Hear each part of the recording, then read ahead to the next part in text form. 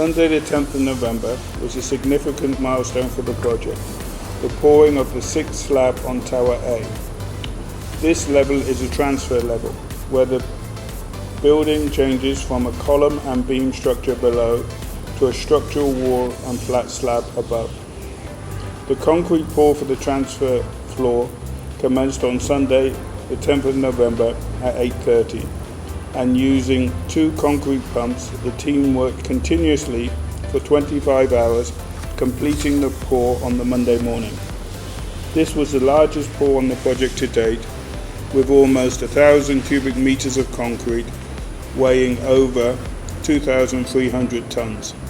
The works on Tower A will now progress to the typical floors, and we have a target to complete 3 typical floors a month.